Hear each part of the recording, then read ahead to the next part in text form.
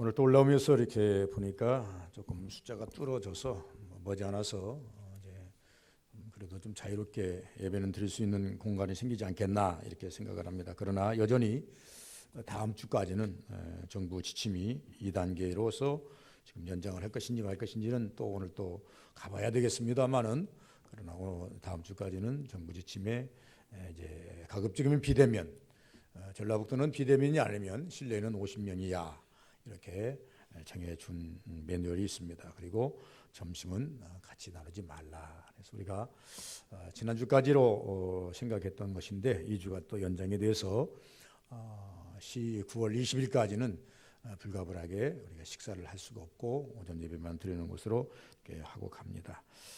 참 여러분들도 답답하겠지만 우리도 답답하고 또 세상도 답답하겠지만 믿는 사람들도 더더욱 답답합니다.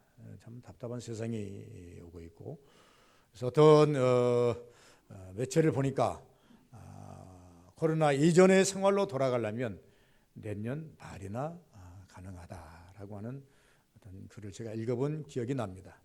그 말은 무슨 말씀인가 하니까 많은 인내가 필요하다, 좀 장기적이다. 우리가 내일 모레 금방 확 열려져서 그런 게 아니라, 그렇다고 한다면 내년 연말이나 가야 코로나 이전의 시대로 돌아간다라고 하는 얘기는 무슨 말인가 하니까 거기에 대비해서 모든 삶의 지표나 모든 종교 지표가 거기에 대비해서 우리가 가야 하는 것이 옳다, 이렇게 저는 생각을 해봅니다. 오늘 이 본문 속에서 제가 이렇게 생각합니다. 그러면 바울 사도께서 고린도전서 15장에 와서 내가 사도됨, 내가 나됨, 내가 크리스찬됨, 이것에 대해서 지금 설명을 하고 있습니다. 그래서 신앙인의 정체성, 내가 누구냐? 난 신앙인 아닙니까? 세상에서 하나님께서 선택하여서 뽑으셔서 우리를 당신의 자녀 삼으시고 자녀 삼은 그 백성들을 교회라고 하는 공간에 우리가 초대해서 교회의 그 성도가 되어서 우리 직분을 가지고 하나님을 섬기는 것 아니겠습니까? 여기까지 온 과정, 여기까지 내가 쓰게 된 과정이 나의 나됨은 무엇인가, 이렇게 말씀하고 있는 것입니다. 그래서 참 이 바울 사도가 어느 날 깨닫고 보니, 알고 보니 내가 나됨은 이것이구나라고 하는 것을 느끼게 됐습니다. 나를 안다고 하는 것은, 나를 안다고 하는 그 믿음은 곧 하나님께 어필할 수 있는, 하나님께 기도할 수도 있고 하나님께 구할 수 있는 아주 최고의 은혜라, 저는 이렇게 명령을 합니다. 그럼 나를 알지 못하고 하나님께 기도한다는 건 참 힘듭니다. 무엇을 구할 것인지, 무엇을 하나님께 고백할 것인지 모르는 거예요. 그러나 나를 안다고 하는 것은 하나님 앞에 내 자신을 드러내고 기도할 수 있다고 하는 근간이 되는 것입니다. 그러면서 나를 안다고 하는 것은 부족하면 은혜도 구할 수 있고, 또 사명이 있었음을 알면 사명대로 살린다고 사명에 대한 은혜를 구할 수도 있다, 그 말입니다. 그러면 더 나가서 내가 나를 안다고 하는 것은 무슨 말인가 하니까, 할 수 없으면 모세처럼 나는 할 수 없습니다 라고 하나님께 구할 수 있다는 겁니다. 하나님께 구하는 것이 꼭 할 수 있다고 하는 것만 구하는 게 아닙니다. 할 수 없을 때는 할 수 없음을 하나님께 고백하는 것도 고백입니다. 부족하면 부족하다고 하나님께 드러내고 그것을 하나님께 올려드리는 것도 기도이고, 또 내게 주신 것이 많으면 내 잔이 넘치나이다라고 이제 다윗처럼 하나님을 향해서 기도하는 것도 하나의 우리 기도 제목인데, 그것은 모두가 다 내적에서 일어나는 그런 일들을 겉으로 표현하는 방법이다, 이렇게 생각합니다. 바울이 어떤 생각을 가지고 있는지, 어떤 은혜가 있는지, 어떤 축복이 있는지 누가 압니까? 몰라요. 그런데 바울 사도가 이것을 드러냅니다. 내게 이런 은혜가 있고, 내게 이런 사명이 있고, 이런 축복이 있는데 이것은 모두가 다 하나님의 은혜다. 내가 나됨은 내가 여기까지 올라온 것은, 내가 예수 믿는 것은, 내가 사도된 것은, 내가 지금 매를 맞아가면서 옥에 갇혀가면서 핍박을 받아가면서라도 내가 복음을 증언하는 것은, 내가 나됨은 하나님의 종이다. 내가 하나님의 은혜다, 이렇게 생각을 한 것입니다. 그래서 이제 바울 사도가 왜 이렇게 고백을 할 수 있었을까? 처음부터 바울 사도가 이런 고백을 했는가? 그러면 사도행전 7장에 보면 사울이라는 사람이 한번 이름이 등장합니다. 이 사람은 스데마를 죽이는 일의 증인으로서 등장합니다. 그리고 난 다음에 사도행전 9장에 가면 이 기세를 몰아서 사도들을 잡아 죽이다 보니까, 주의 종들을 잡아 죽이다 보니까 자기가 잘한 줄 알고 이것이 이익이 생겨가지고 그것이 옳은 일인 줄 알고 자기가 기세가 등등해서 이제 유대의 그 공의로부터 임명장을 하나 받습니다. 그 임명장이 무엇인가 하니까 너는 누구든지 잡아와라. 잡아오다가 말을 듣지 않으면 죽여도 좋다. 이러한 임명장을 하나 받아가지고 기스가 등등해서 다메섹 도장에 가다가 누구를 만나요? 예수님을 만나지 않습니까? 예수를 만나고 난 이후부터 그 다음부터 무엇이 생각이 나는 게 자기 시각으로 보는 것이 아니라, 예수를 만나기 전까지는 자기 시각으로 봤어요. 저 나쁜 놈, 저 못된 놈, 저 교회를 해하는 놈, 저것은 못된 교리를 증거하는 놈, 거짓말하는 놈. 죽은 사람을 살았다고 그러니 그 마음이 편할 리가 없지요. 바울 사도가 예수는 죄인인데 의인이라고 말하니 편할 리가 없지요. 그리고 예수는 인간의 아들이라고 생각했는데 구세주라고 이야기하니 마음이 빈정이 상해가지고 가만히 있을 수가 없지요. 그래서 바울의 시각을 볼 때에 다 죽일 놈이에요. 예수 믿는 사람 다 죽일 놈이에요. 한 사람도 남기지 말고 다 죽여야 돼. 그래서 잡으러 간 거예요. 그런데 다메섹 도상에서 그가 예수님을 만나고 난 다음에 자기 시각으로 보는 것이 아니라 하나님의 시각으로 보니까 자기는 형편없는 놈이에요. 다른 사람을 탓하기 전에, 저 사람이 죽일 놈, 이 사람이 나쁜 놈, 이걸 탓하기 전에 자기 자신을 보았더니 자기는 아무리 생각해 봐도 형편이 없는 거예요. 가치성이 없는 거예요. 하나님 앞에 쓸만한 이유가 없는 거예요. 그래서 이것을 상쇄하는 말 한마디가 있는데 그 말이 무슨 말입니까? 나의 나됨은 하나님의 은혜로다. 은혜가 아니고는 내가 달리 표현할 방법이 없다. 이렇게 말씀합니다. 우리 신앙도 그렇게 아마 고백해야 될 줄 압니다. 내가 나됨을 설명함에 있어서, 다른 사람에게 설명함에 있어서, 내가 예수 믿는 것을 설명함에 있어서, 내가 사명을 가지고 일함에 있어서 설명할 때에 여러분 다른 말로 표현해서는 안 됩니다. 그냥 나의 나됨은, 내가 여기 서 있는 것은, 내가 하나님 앞에 하나님 믿는 것은 하나님의 은혜입니다. 하나님의 은혜입니다. 하나님께서 잘난 사람만 뽑았다고 한다면 내가 잘났기 때문에 뽑혔겠지요. 하나님께서 부자만 뽑았다면 내가 부자였기 때문에 뽑혔기 때문에 어떤 그 레벨에 들어가고 기준에 들어가기 때문에 자랑할 것도 있겠지요. 그러나 하나님께서 우리를 선택하시는 기준은 잘난 사람을 뽑는 것도 아니고 못난 사람을 내치는 것도 아니고 부자만 뽑는 것도 아니고 가난한 사람을 버리는 것도 아니고, 하나님의 뽑으심의 것은 고린도서 말씀하신 것처럼 하나님의 그 선택 방법은 인간의 상상을 초월한, 병든 자를 뽑으시고 무식한 자를 뽑으시고 가난한 자를 뽑으시고 정말로 세상에서 소외당한 자를 뽑으셨는데, 제가 항상 말씀드리지만 이렇게 하시는 이유는 무엇입니까? 하나님은 전능자시라. 우리는 하나님의 토기장이가 빚은 그럴 것 같은 존재라.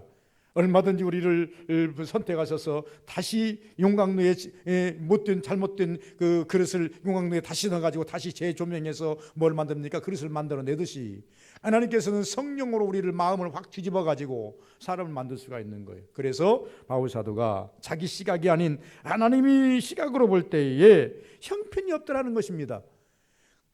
이 바울 사도만 그렇게 봅니까? 오늘 성경에 보니까 대표적으로 보니까 모세도요, 자기 시각으로 보니까 형편이 없어요. 나는 절대 이제 영적 시각으로 보니까 나는 절대 그럴 사람이 못 됩니다. 하나님 나 보내지 마세요. 베드로도 어느 날 보니까 예수님 앞에 가서요, 형편이 없어요. 예수님께서 찾아오셔서 이제 네가 나를 사랑하냐 물었을 때요, 자기 자신을 언뜻 자기 자신을 이렇게 바라보니까 형편이 없어요. 나 같은 자가 어떻게 주님 제자가 되겠습니까? 이렇게 말합니다. 그래 나를 떠나달라고 말하지 않습니까? 이 사회도 마찬가지예요. 하나님의 사명은 큰데 자기가 사명을 감당하려고 하다 보니까 자기 일을 보니까 나여 망하게 되었도다. 내가 죄인의 몸으로서 하나님을 보았도다. 형편이 없는 거예요. 여러분 하나님의 거룩성과 여러분의 죄성을 갖다 대입해 보시기 바랍니다. 그러면 형편이 없이 보여요. 죄인끼리 대입하다 보니까 내가 달랐나 서로 우위를 가리지. 그러나 정작 우리가 의이신 하나님 앞에 죄를 가지고 서 있는 남의 모습을 보면요, 나같이 초라한 인간이 없어요. 나같이 더러운 인간이 없어요. 우리는 우리들끼리 끼리끼리서 대입하다 보면, 끼리끼리 대입하다 보면 내가 그래 너보다 나아 비교 우위를 합니다. 그래서 우리 신앙인들 중에서 제일로 하지 말아야 할 것이 뭐냐면 비교입니다. 잘난 못난 비교하는 것, 그건 절대 하나님 앞에서 그건 원치 않는 겁니다. 부자 가난 그 비교하는 것, 그건 아무것도 아닙니다. 여러분 건강하지 않은 것 비교하는 것, 그것도 무익한 겁니다. 하나님 앞에서는 비교할 것이 없어요. 하나님 앞에서 쓰면 누구도 자유로울 수가 없고, 누구도 거룩할 수가 없고, 누구도 건강하지 못하다 그 말입니다. 그래서 바울이 나의 나됨은, 자기를 한번 돌아보았더니 하나님의 은혜다. 나의 나됨을 알기 위해서는, 그러면 바울 시각으로 봐야 돼요. 바울 사도의 시각으로 보면 나의 나됨을 알기 위해서는 어떻게 해야 되는가? 나를 살피는 일에 게을리하지 말아야 된다. 나를 살피는 일에 게을리하지 말아야 된다. 저는 이렇게 말합니다. 신앙은 내적 싸움이다. 나를 알지 못하고는 하나님께 복종할 수가 없다. 여러분, 성경에 보니까 수많은 사람들이 충성을 해서 복을 받기도 하고 칭찬받기도 하고 은혜 받기도 했는데, 이 모든 사람들을 보면 전부 다 내적 싸움의 승리자들입니다. 유형을 취해간 사람들이 아니에요. 내적 싸움에 승리한 사람이. 제가 솔직히 이 내적 싸움의 승리자들을 여러 번 내가 언급을 했습니다만은, 대표적인 예가 누굽니까? 이게 야곱 아니겠어요? 야곱이 하도 안 되니까 부자는 됐잖아요. 그가 원하는 만큼 부자는 됐어요. 축복받았어요. 20년 동안 고생을 했지만 20년 후에 금이 환영하면 돌아오지 않습니까? 아내를 넷이나 거느리고, 자녀를 12이나 거느리고, 종들 거느리고, 양떼, 소떼, 나귀떼, 수없는 그 엄청난 재산을 거느리고 지금 금이 환영하지 않습니까? 그런데 어디 와서 보니까, 약복강에 딱 왔을 때 보니까 무익한 거예요. 자기를 살펴봤더니 형편이 없어요. 이것은 금방 다 없어질 것들이에요. 형이 와가지고 이것을 다, 내 자녀들 다 죽여버리거나 내 아내 죽여버리고 뺏어가 버리면 내 목숨도 더러워요. 그런 순간에 그가 어떻게 합니까? 내적 싸움으로 들어가지 않습니까? 약복강에서 고민하는 것은 내적 싸움이 들어간 거예요. 그때 누가 찾아왔어요? 하나님의 사자가 찾아왔습니다. 그때 하나님의 사자를 붙잡고 자기를 좀 도와달라고 간청하지 않습니까? 어떻게 하면 좋겠냐고 씨름하지 않습니까?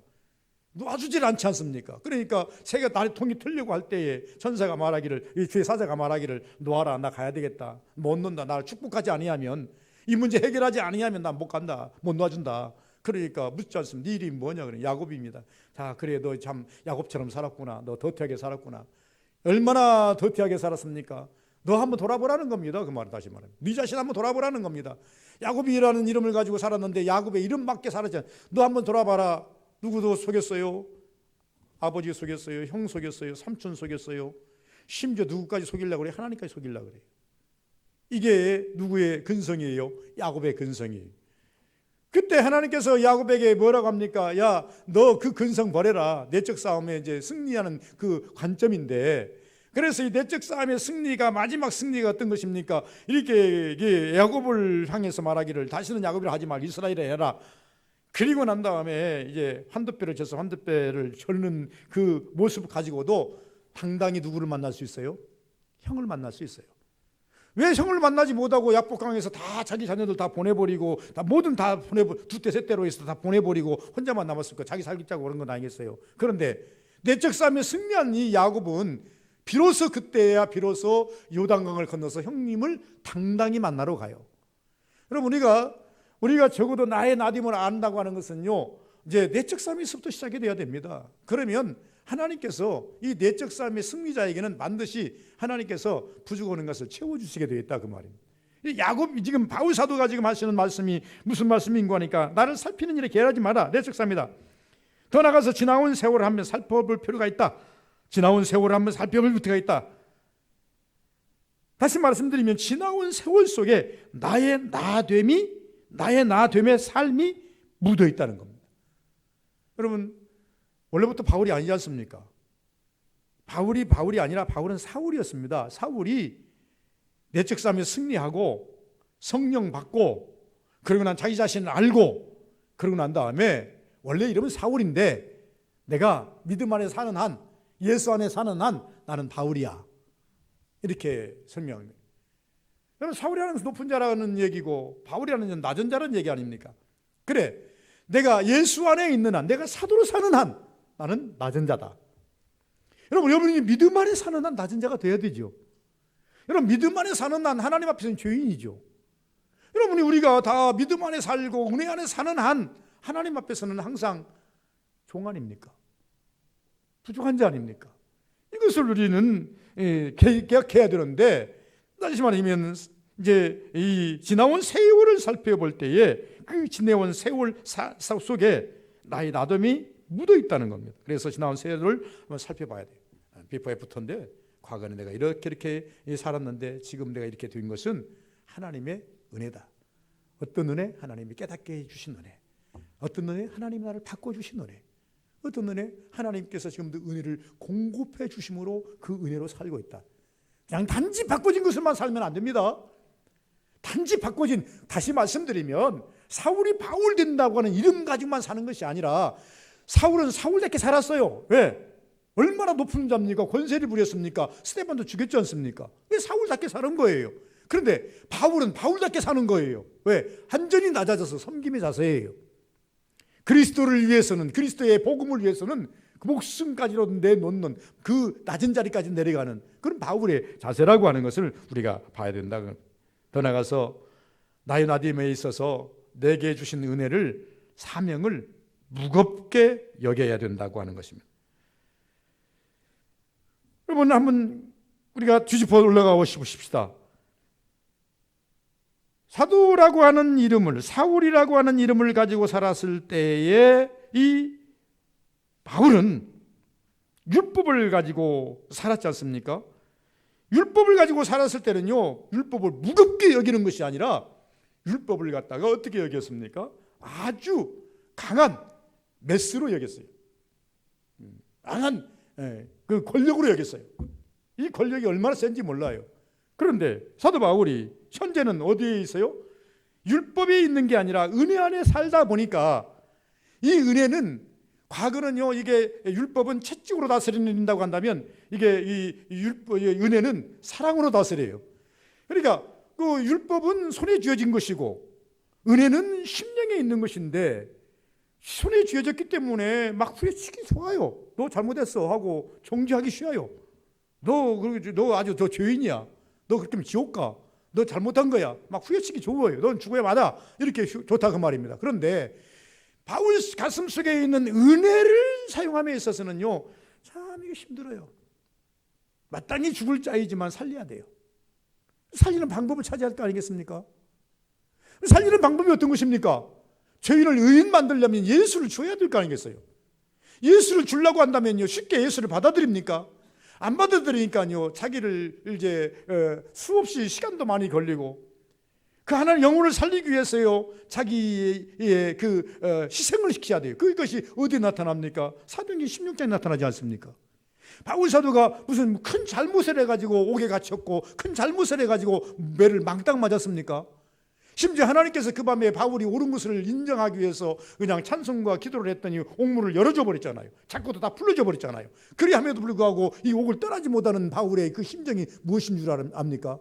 율법주의라면 그런 일이 가능하게나 하겠습니까? 내가 뭘 잘못했는데 싸우겠지요. 그러나 율법이 아니고 은혜이기 때문에, 은혜를 풀어먹으려다 보니까, 은혜를 푸는 것은 살리는 것인데, 그 살리려다 보니까 저는 예수를 줘야 되는데, 매를 맞고도 옥에 갇혔어도, 옥문이 다 열리고 자기의 자꾸가 다 풀렸어도 그 옥문을 떠나지 못하는 이유가 무엇입니까? 방금 조금 후에 그 광경이 나타나지 않아요. 관수가 옥문이 열린 것을 보고 칼로 자기 목에다 대고 죽이려고 할 때에, 형제여, 우리가 떠나지 않았다, 그러지 하지 말라. 그랬더니 우리가 어떻게 하면 좋을꼬? 주 예수를 믿으라. 그럼 너 내 구원 얻으리라. 내가 너 하나 살리려고 내가 매도 맞았고, 너 하나 살리려고 내가 목숨 걸었다. 오늘 너 하나 살리려고 내가 옥문 하나님 다 열어주시고 자꾸 다 때려줬어도 나가지 않고 기다리고 있었다. 이것이 복음입니다. 그래서 바울 사도가 뭐냐면 사명을 무겁게 여겨야 된다고. 왜 그럼 바울 사도가 옥에서 그때까지 기다렸는가? 사명 때문에. 사명 때문에 그런 것 아니겠냐? 더 나가서 언제나 이제 빚진 자의 자세를 가지고 나가는 것이 좋은데, 그러면 더 나가서 우리가 나의 나됨을 알기 위해서는 언제나 저는 이렇게 제시합니다. 처음 사랑을 잊지 말아야 된다. 처음 사랑. 바울의 처음 사랑이 무엇일까? 이 바울의 처음 사랑, 여러분도 처음 사랑 다 있을 거예요. 내가 주를 처음 만났을 때 하나님께 내게 어마어마한 은혜를 주시고 내 마음을 일으켰을 때가 처음 사랑이라 이렇게 말하기도 하는데, 내가 예수 믿어야 되겠다, 이 처음 사랑입니다. 나 천국 가야 되겠다, 난 천국 가게 돼, 이런 게 처음 사랑입니다. 하나님이 여러분 마음을 부른 거예요. 여러분 마음을 열어주신 거예요.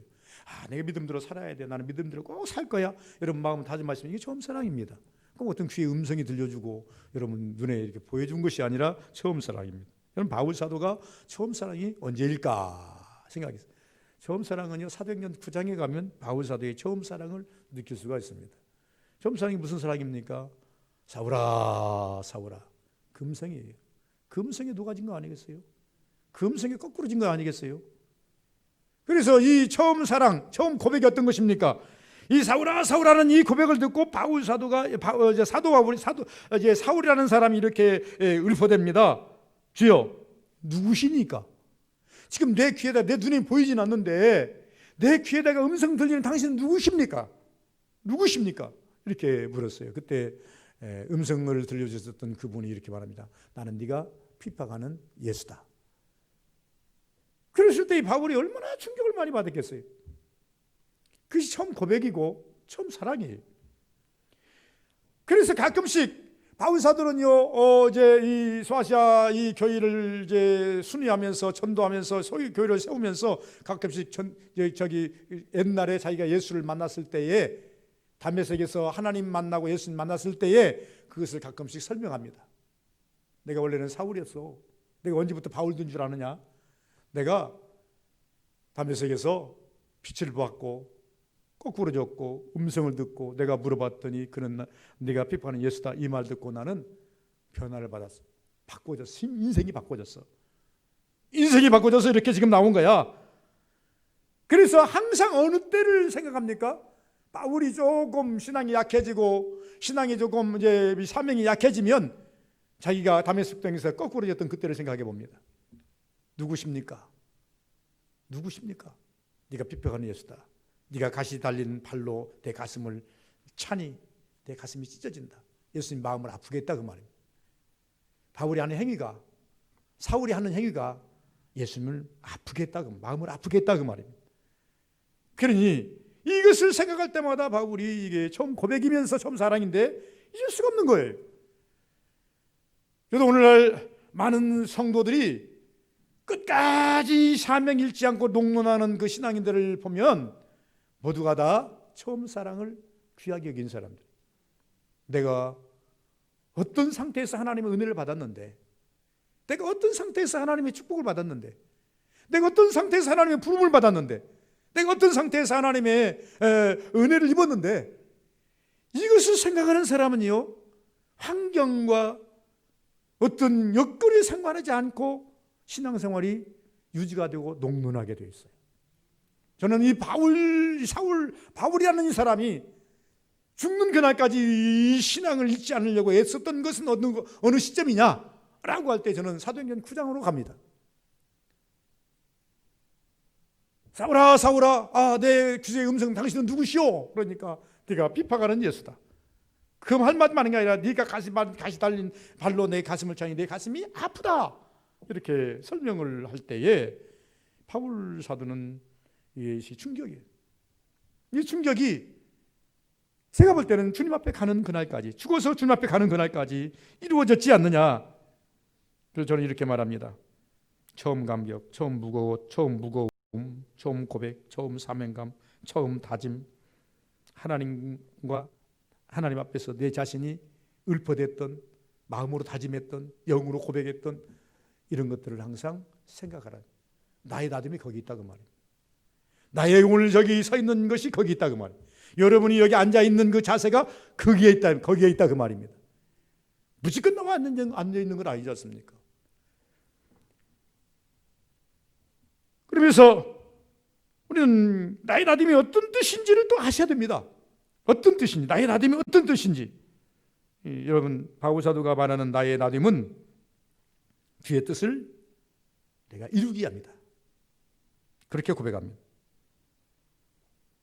분명히 사울이 물었어요. 예수님 앞에 당신 누구십니까?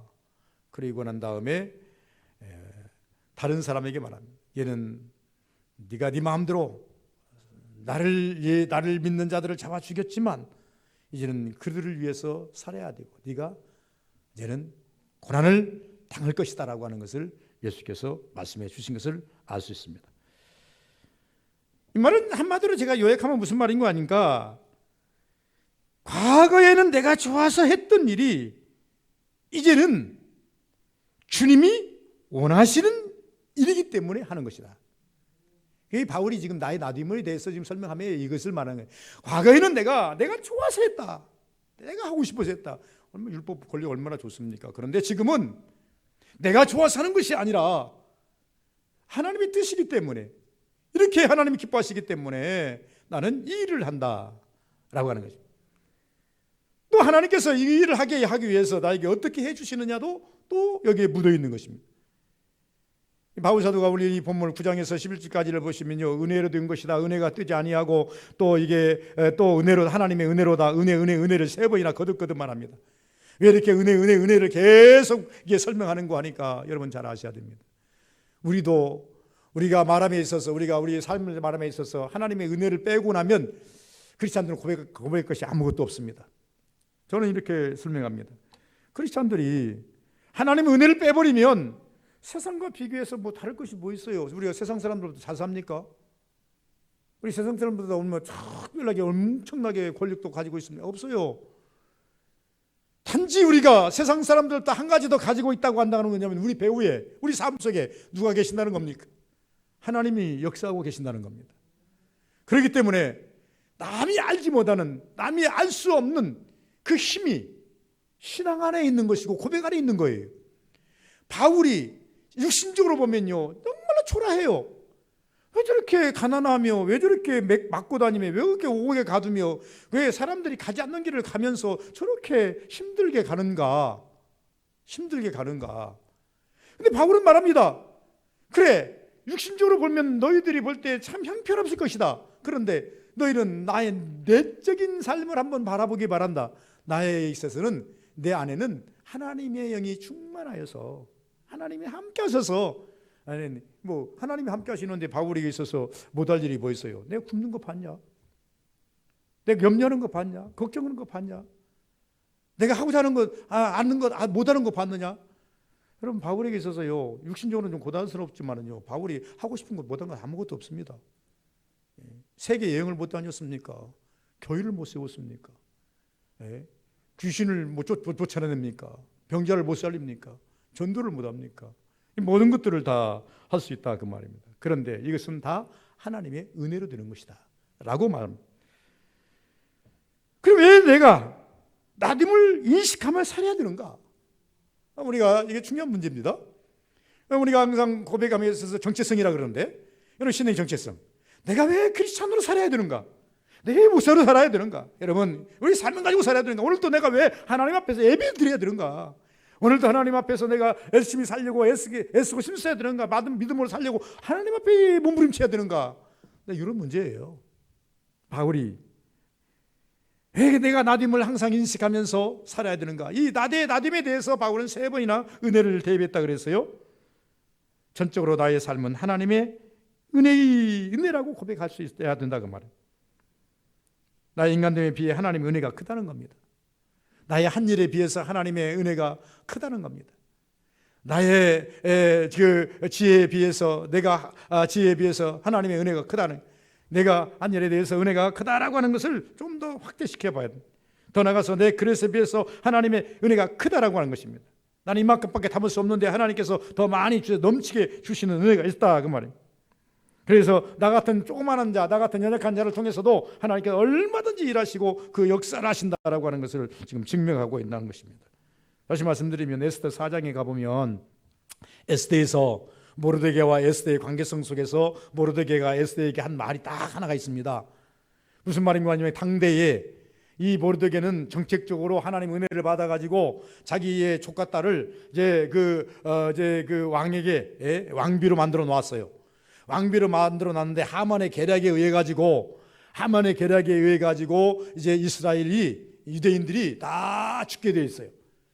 이걸 방향성을 틀지 않은 왕의 마음을 이제 바로잡지 않으면 하만의 계략에 의해서 다 죽게 됐다 그 말입니다. 그때 모르드게가 자기 조카에게 전통을 넣습니다. 야, 네가 살고 있는 우리 유대 민족이 다 죽게 되었으니 너 왕에게 나아가서 이제 가서 좀 진언을 해서 이스라엘 백성을 살려라. 그러니까 상계 상황이 여의치가 않아요. 에스더가 말합니다. 삼촌, 내가 왕에게 나갔다가는 이스라엘 살리는 그만두고 나도 죽습니다. 큰일 나요. 못 가요. 부르지 않으면 함부로 나갈 수가 없어요. 부르지도 않았는데 갔다가는요, 이스라엘 살리는커녕 나도 죽어요. 안 돼요. 그러니까 모르드게에게 이렇게 말합니다. 그래, 네가 하기 싫거든 그만두어라. 하나님께서는 어떤 방법으로든 이스라엘을 살리실 것이지만은 너는 비참하게 될 것이다. 이 말을 들었던 이 에스더가, 그러면 삼촌, 내가 죽으면 죽으리이다. 내가 나갈 것이니, 그러나 내가 나가기 전에 나를 위해서 3일 동안 금식 좀 같이 해 주십시오. 그리고 나갔더니 이스라엘이 살지 않습니까? 이것은 무슨 말씀인고 하니까, 에스더가 말하는 것은 뭐냐면, 자기의 이 모르드게와 에스더의 관계성 속에 뭐냐 그러면, 너를 거기에 놓은 것은 너를 쓰시기 위해서 거기다 놓은 것이지 너 혼자 영광 받기 위해서 거기다 놓은 것이 아니다. 우리가 오늘 21세기에 살아가면서 사명을 좀 깨달을 부분이 있는데 뭐냐면, 나를 세운 것은 그냥 이름만 가지고 살기 위해서 세운 것이 아니라 하나님께서 이름에 걸맞게 쓰고 싶으셔서 세우셨다라고 하는 것을 인식하라는 겁니다. 바울 사도에게 말합니다. 하나님께서 나는 부족하다. 앞에 쭉 나오죠. 나는 부족하다.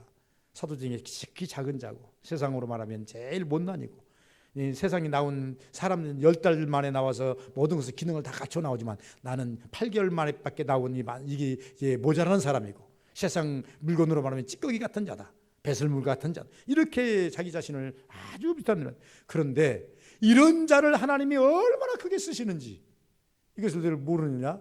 그것이 하나님의 은혜다. 하나님의 은혜 아니면 도저히 이런 일을 내가 할 수 없다. 이렇게 설명하고 있는 것을 볼 수가 있습니다. 오늘 본문 속으로 다시 우리가 들어간다면 이렇게 우리가 설명하면 되겠습니다. 여러분, 우리 사랑하는 우리 서부교인들이요, 나의 나됨, 여기에 대해서 한번 크게 한번 생각해 보시기 바랍니다. 내가 어디에 있었습니까? 세상에 있을 때 하나님께서 나를 부르셨습니다. 물론 못되려도 또 하나님께 부름받은 성도도 있는 줄 압니다. 모태로부를 불렀던 여러분이 세상에서 젊었을 때 불렀던, 유년주에게 불렀던 어떻든 불렀던 부르심이 하나님의 은혜인 걸 믿으시기 바랍니다. 부르심은 그냥 부르는 것이 아닙니다. 첫째 부르심은 구원이겠죠. 그러나 시기에 때와 따라 부르신 두 번째 이유는 어떤 것입니까? 여러분을 통해서 쓰시고자 원하는 것입니다. 그 쓰시고자 원함이 무엇입니까? 하나님께서 그냥 쓰시는 것이 아니라 은혜를 주어서 쓰시고자 원하는 것입니다. 그러면 마지막, 우리가 열심히 일해서 많은 업적을 남겼다 할지라도 그것은 내가 한 일이 아니라 하나님이 은혜 주셔서 하셨기 때문에 바울의 고백처럼 나의 나됨은, 나의 일함은, 나의 결과는 하나님의 은혜라고 하나님께 영광을 돌릴 수 있는 우리 서보교인들 다 되시기를 주의 이름으로 축원을 드립니다. 걸어가신 아버지 감사합니다. 복된 역사가 우리 삶 속에 날마다 더하게 하여 주옵소서. 바울 사도가 고백한 것처럼 나의 나됨은 하나님의 은혜라 고백한 것처럼 하나님 우리도 그렇게 고백하게 도와 주옵소서. 부르심이 하나님의 은혜입니다. 구원의 백성 만들어 주신 것이 하나님의 은혜입니다. 하나님 나를 직분 주어서 세우신 것이 하나님의 은혜입니다. 나를 통해서 하나님 많은 역사를 이루시고 일하시게 하심도 하나님의 은혜입니다. 하나님 은혜가 아닌 것이 하나도 없습니다. 하나님 오늘도 날마다 우리는 은혜를 구해서 은혜 가지고 일하게 도와주시고 하나님 은혜의 산물을 하나님께 영광 돌리는 서부교의 모든 성도들 다 되게 하여 주옵소서. 예수님 이름으로 기도하옵나이다. 아멘.